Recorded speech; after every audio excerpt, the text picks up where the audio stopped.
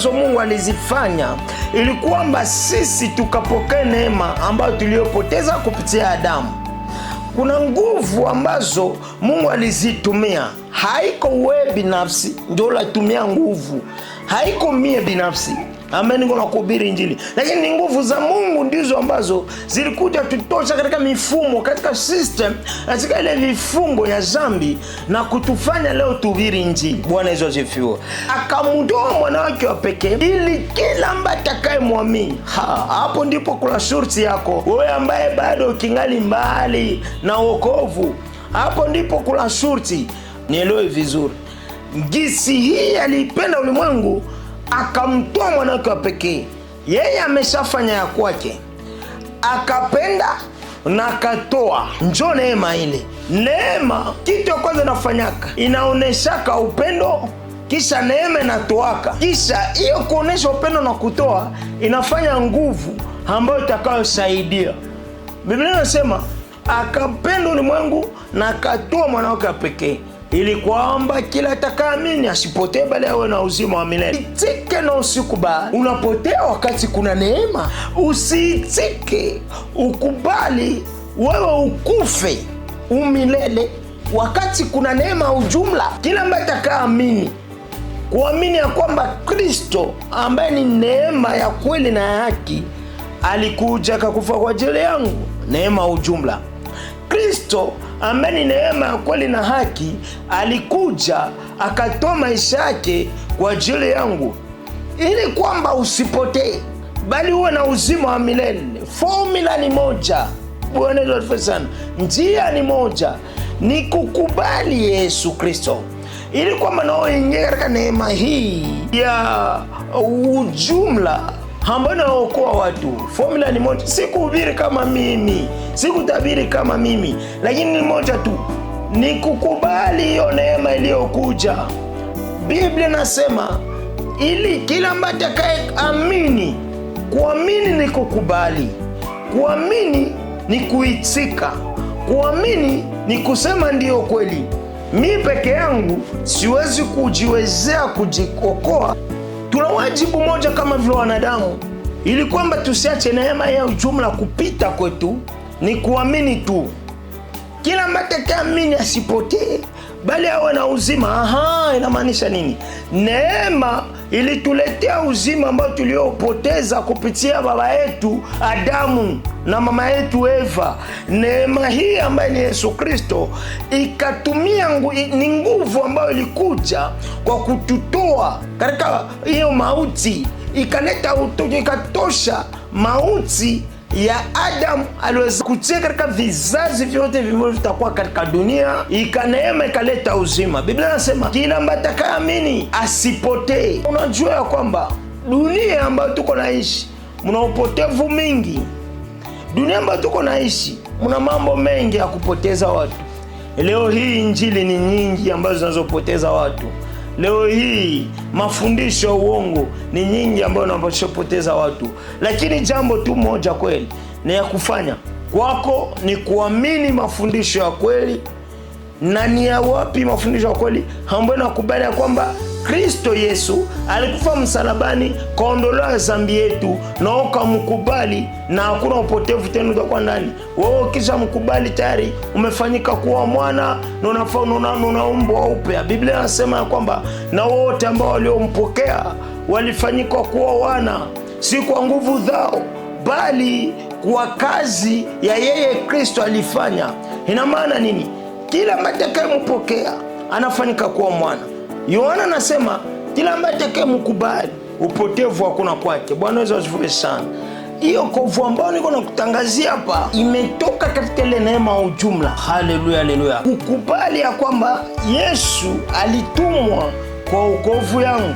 Njoo Paulo anaambia Waefeso ya kwamba kwa maana mumeokolewa kwa njia ya neema ambayo itoki katika nafsi zenu bali katika kipawa ya Mungu. Bwana Yesu asifiwe sana. Katika kipawa ya Mungu. Ina maana yake gani? Waefeso ni kanisa mojawapo ya kanisa ambazo Paulo alianzisha kwa muda wake ambao alikuwa anahubiri injili. Ila kisha Paulo kuacha misingi, ilibidi Paulo awafundishe okovu ilitoka wapi. Okovu yetu inatoka kwa neema, kwa maana umeokolewa kwa neema, si kwa nguvu zetu. Wewe ambao ulishamkubali Kristo, haiko kwa nguvu zetu, haiko kwa sababu sisi tuna pesa, haiko kwa karama na huduma na vipawa, haiko pia kwa majina. Unaona shida ambayo tunayo ni kwa sababu watu wanaanza jitahidi kubeba majina kuliko wabebe okovu. Mtu ambaye atabeba okovu ni mtu ambaye utamuona hata jina ikue, ila jina hata ipitisha mbele, kwa sababu atele jina haukuipata kwa nguvu zako. Ujiulize hivi, Yesu angelikufaka msalaba na hiyo majina ambayo uko naibeba, kama iko na kusaidia nini? Kama Yesu kweli kama neema ya ujumla haingi kujaka kukuokoa, hiyo jina ungilitoshaka sasa wapi? Sasa haina wajibu kutia jina mbele, kuacha mwenye alikupa ile jina. Shida tunao kwa sababu leo kanisa misingi yao inaanza jenga, haijenge tena katika mafundisho ya mitume na manabii. Ila leo misingi ya kanisa imeanza kujenga katika majina, na ile kujenga katika majina inaanza kupoteza hiyo neema ya ujumla, kwa sababu watu leo wanaanza kutaka waoneshe wengine jina zao kuliko waoneshe neema ya ujumla. Acha nikwambie, wewe ambaye unabeba jina ni vizuri, lakini kubeba jina pasipo kujua kwamba hata mimi nabeba hii jina ni kwa sababu kuna yule ambaye alikufa kwa ajili yangu, ni makosa. Alizoziwe sana. Tutajitahidi kanisa, tushimame na neema, tujue kwamba yote ambayo tuko nayo leo ni kwa neema ya Mungu. Kuna yule ambaye alipana maisha yake, kuna nguvu ambazo zilizofanya kazi ili kwamba mimi nifunguliwe katika vifungo vya dhambi. Haiko kwa nguvu zako. Njoo hiyo Paulo yuko anaambia Waefeso wanafika na kwa wakati ambako wanakosa taratibu ya kujua ya kwamba hii ambayo leo tuko haiko nguvu zetu. Wanaanza kuwafundisha wengine mafundisho ya kuonesha kwamba nguvu zao zinaweza kuwafikisha kwa neema. Lakini acha nikwambie, haiko nguvu zako ndio zinakufikisha kwa neema, lakini neema inakwenda kutafuta jua hata naiboreshe nguvu zako. Kama unaweza kuwa na uwezo wa kufanya moja, ufanye mbili ama tatu ama nne. Kama unaweza kuwa na uwezo wa kufanya nne, ufanye munane vizuri. Bwana anasifiwe sana.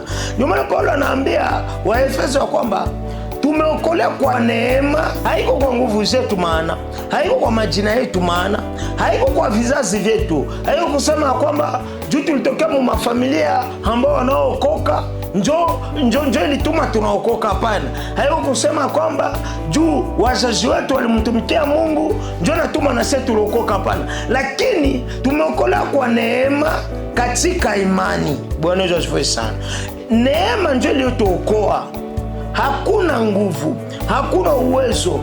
Paulo anaendelea kusema haiko kwa nafsi yako, maana yake haiko kwa nguvu zako, maana yake haiko kwa uweza wako, maana yake haiko kwa nguvu, kwa mamlaka yako. Ndio maana wewe ambao kingali na mtumainia nguvu zako, uweza wako, desturi ya kanisa yenu, liturgia ya kanisa yenu, ya kwamba ndio ambayo inaweza kuokoa watu ama ndio itakuokoa, umedanganyika. Tumeokolewa kwa neema, si kwa nafsi zetu. Ni karama ya Mungu.